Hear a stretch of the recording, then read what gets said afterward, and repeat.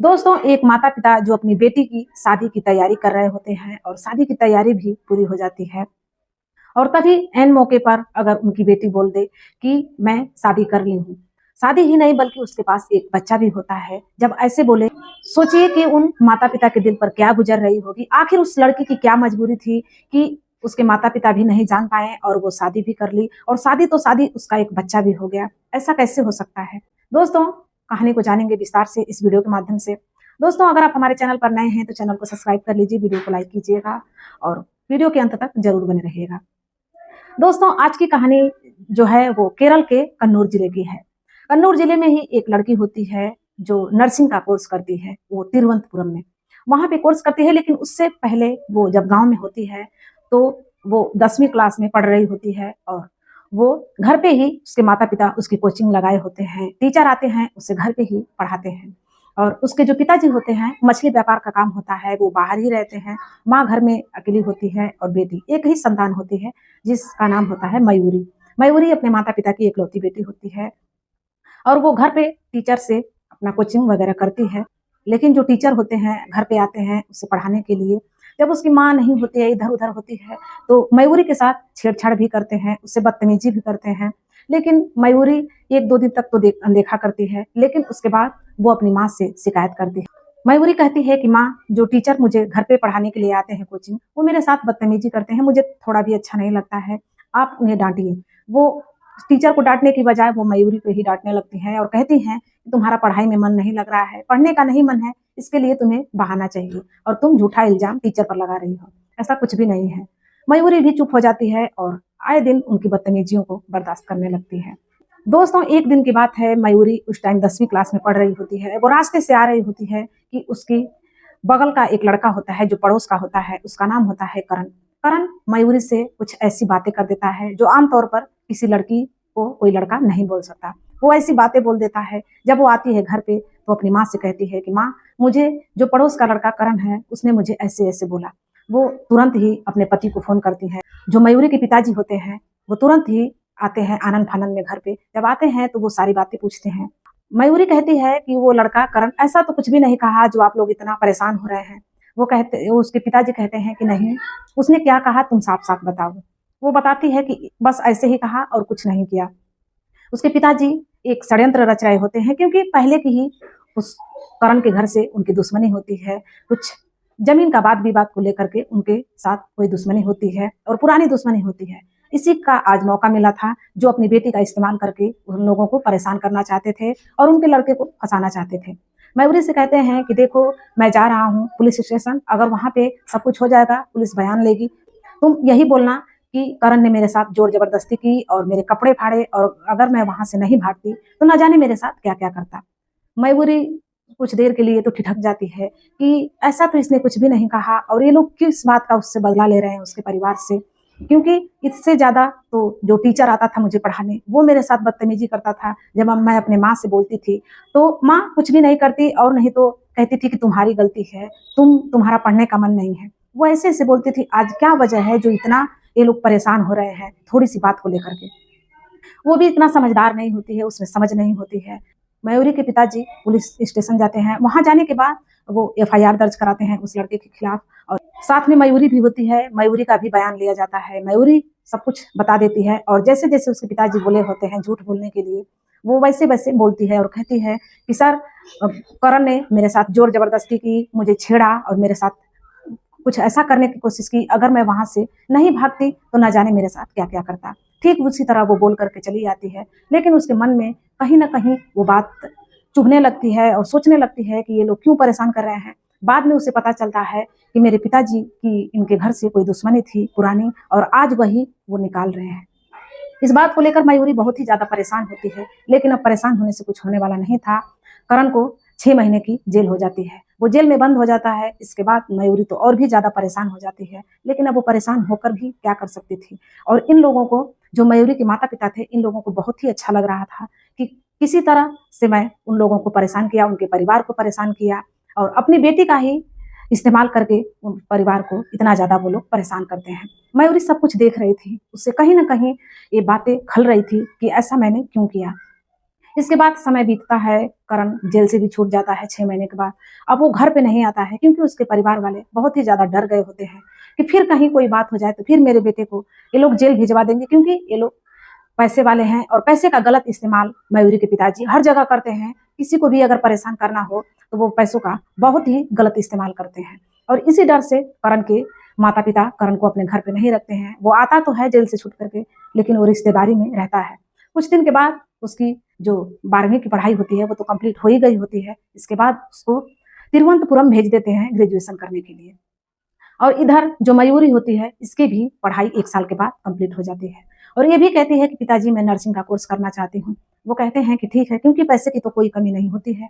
इसके बाद मयूरी उसी तिरुवनंतपुरम में वो चली जाती है। उसके माता पिता भी साथ में जाते हैं, एडमिशन होता है। इसके बाद वो लोग एक रूम लेकर के उसे दे देते हैं कि इसी में रहना, खाना पीना सब कुछ की व्यवस्था वो लोग कर देते हैं और वहां से चले आते हैं।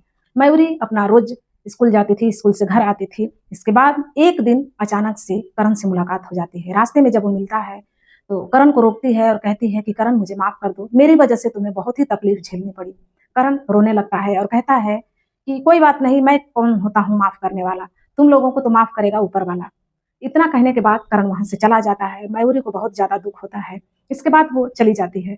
मयूरी जब भी पढ़ने जाती थी वो इधर उधर देखा करती थी कि कहीं करण मिल जाए, और उसी की फिराक में वो रहा करती थी। अचानक से फिर से एक दिन मयूरी की मुलाकात करण से हो जाती है। करण को रोकती है और कहती है कि करण तुमने मुझे माफ नहीं किया, प्लीज मुझे माफ कर दो। वो कहता है कि तुम अपने रास्ते जाओ, मैं अपने रास्ते जा रहा हूँ।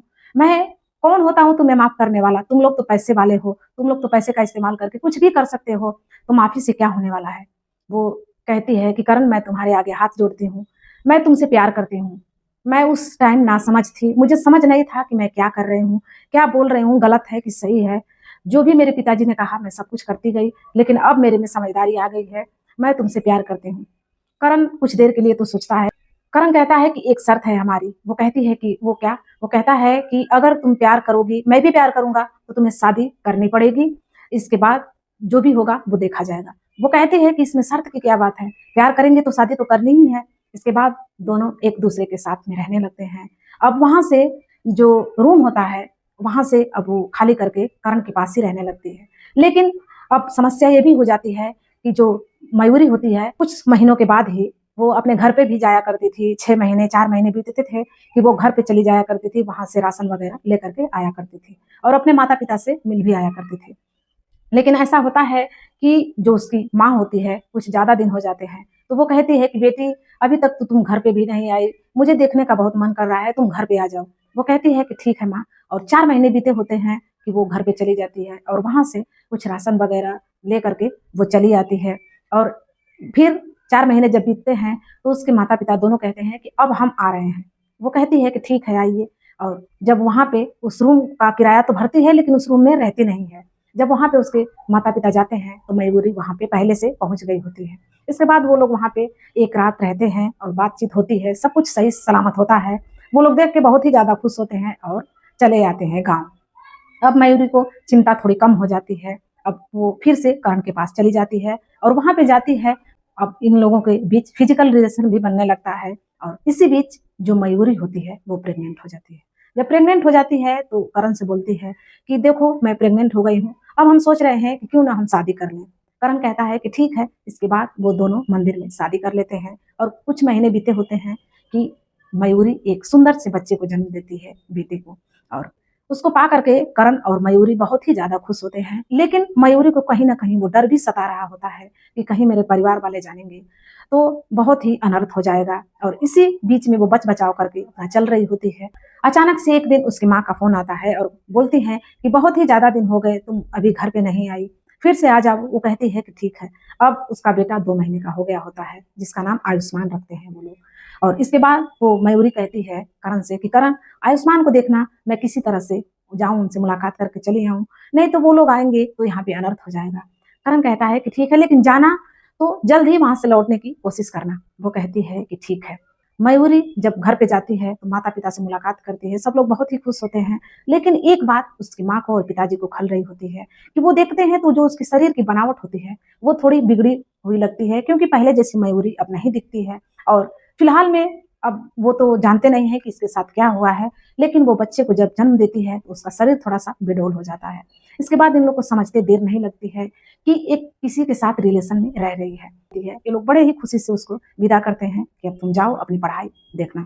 इसके बाद जब मयूरी चली जाती है, माता-पिता को ये डर सताने लगता है कि मयूरी किसी के साथ रिलेशन में है, क्यों ना हम इसकी शादी कर दें कोई अच्छा-सा लड़का देख कर के। और फिर माता-पिता लड़के को ढूँढने में लग जाते हैं और मयूरी की मंजूरी भी नहीं लेते हैं।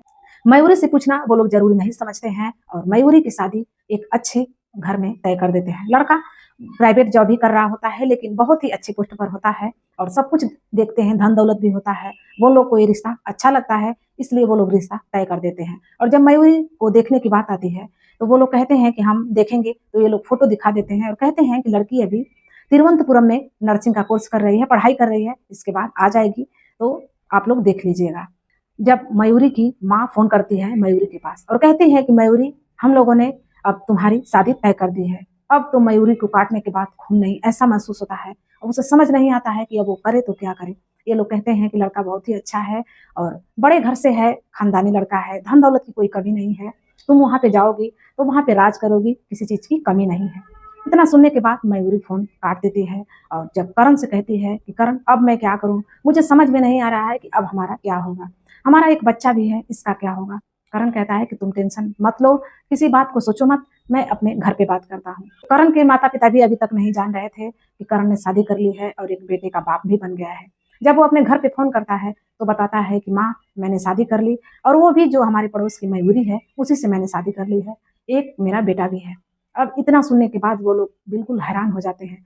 वो लोग कहते हैं कि ये सब कैसे हो गया? जब उसका बाप जानेगा तो हमें जीने नहीं देगा, तुम क्यों नहीं समझते हो? तुम्हारे साथ इतना किया था, तुम्हें पता नहीं है, तो तुमने ऐसा कदम क्यों उठाया? उसके झांसे में क्यों आए? नहीं माँ, ऐसा कुछ भी नहीं हो सकता क्योंकि वो समय ही अलग था, अब ये वाला समय अलग है। वो कहते हैं कि नहीं, उन्हीं की लड़की थी जो तुम्हें झूठा-झूठा करके और इल्ज़ाम लगा करके तुम्हें जेल के अंदर करवाई थी, तो तुम नहीं जानते हो कि उसकी बेटी भी वैसी ही है। करण कहता है कि नहीं, ऐसा कुछ भी नहीं है, तुम लोग चिंता मत करो। लेकिन उसके माता-पिता किसी तरह अपना लेते हैं और कहते हैं कि कोई बात नहीं, अब जो भी कर लिए हो, कर ही लिए हो, अब देखा जाएगा जो आगे होगा। वो लोग भी सहमत हो जाते हैं। इसके बाद जो मयूरी के माता-पिता होते हैं, इनको समझाना तो बड़ी मुश्किल की बात होती है। मयूरी अपने माँ के पास फ़ोन करती है एक दिन हिम्मत जुटा करके और कहती है कि माँ, मैंने शादी कर ली है। तभी वो लोग बौखला जाते हैं और कहते हैं कि किससे शादी की और कहाँ पे शादी की? वो कौन-सा लड़का है? मयूरी कहती है कि माँ, वो करण ही है जो हमारी पड़ोस का था, उसी से मैंने शादी कर ली है। वो लोग बहुत ही ज़्यादा चिल्लाने लगते हैं और मयूरी को डाँटने लगते हैं और कहते हैं कि तुम्हारी हिम्मत कैसे हुई उससे शादी करने की? वो कहती है कि माँ, वो समय था अलग जब मैंने गलत बयान दे कर के करण को फँसाया था और जेल के अंदर डलवाया था। इसी का जो पाप है, आज मैं प्रायश्चित कर रही हूँ और इसी की वजह से मैंने करण से शादी कर ली और मेरा एक बच्चा भी है। आप लोग मेरी शादी करने की कहीं सोचना भी मत और मुझे ढूँढने की कोशिश मत करना। वो लोग तो एकदम से हक्के-बक्के हो जाते हैं, उन्हें समझ में नहीं आता है कि क्या करूँ? इसके बाद वो मयूरी को बुलाते हैं, मयूरी, करण और उनका बेटा, तीनों लोग जब घर पे आते हैं, तो मयूरी के जो पिताजी होते हैं, वो पुलिस स्टेशन जा कर के वहाँ पे एफआईआर दर्ज करते हैं करण के खिलाफ और कहते हैं कि मेरी बेटी को बहला-फुसला करके इसने शादी कर ली। तभी मयूरी कहती है कि नहीं सर, ऐसा कुछ भी नहीं है, करण ने मुझे नहीं बहलाया-फुसलाया है, मैंने खुद इससे प्यार किया और शादी किया। आज मेरे पास एक बच्चा भी है। तभी जो पुलिस वाले होते हैं, वो मयूरी के माता-पिता से कहते हैं कि देखिए, आप लोग परेशान मत होइए, आपकी बेटी बालिग हो चुकी है, वो जो भी कर रही है, सोच समझ कर रही है। इसमें आप लोग किसी भी बात का विरोध नहीं कर सकते। और सच में होता भी ऐसा ही है। ये लोग अंदर ही अंदर कूट के रह जाते हैं, उन्हें समझ नहीं आता है कि ऐसा कैसे हो गया। वो लोग आज भी मानने के लिए तैयार नहीं है करण को स्वीकारने के लिए। लेकिन जो मयूरी है, वो कहती है कि आप लोगों को धन-दौलत का जो घमंड है, वो अपने पास धन-दौलत रखिए, हमें धन-दौलत नहीं चाहिए। जो मैंने पाप किया था, उसी पाप का मैंने प्रायश्चित कर लिया है। मुझे बहुत ही ज़्यादा शांति मिल रही है और मेरा एक प्यारा-सा बच्चा भी है, इसको आप लोग देख ही रहे हैं। मैं करण को छोड़कर कहीं नहीं जा सकती। दोस्तों, देखते हैं आने वाले समय में मयूरी के माता-पिता मयूरी को अपनाते हैं कि नहीं, करण को अपनाते हैं कि नहीं और एक छोटे से बच्चे का चेहरा देख कर के शायद वो पिघल जाएँ। अब आने वाला समय ही बताएगा और आज भी वो लोग तिरुवनंतपुरम में ही रहते हैं। जो मयूरी है, उसी हॉस्पिटल में उसको नौकरी मिल गई है और बहुत ही अच्छा परिवार उनका चल रहा है और बहुत ही अच्छे से वो लोग जीवन व्यतीत कर रहे हैं। और दोस्तों, आप लोगों को आज की कहानी कैसी लगी और जो करण ने किया, क्या वो ठीक किया और जो मयूरी ने किया, क्या वो ठीक किया कि गलत किया? आप लोग अपनी राय कमेंट बॉक्स में ज़रूर दीजिएगा। मिलते हैं नेक्स्ट वीडियो में। तब तक के लिए धन्यवाद।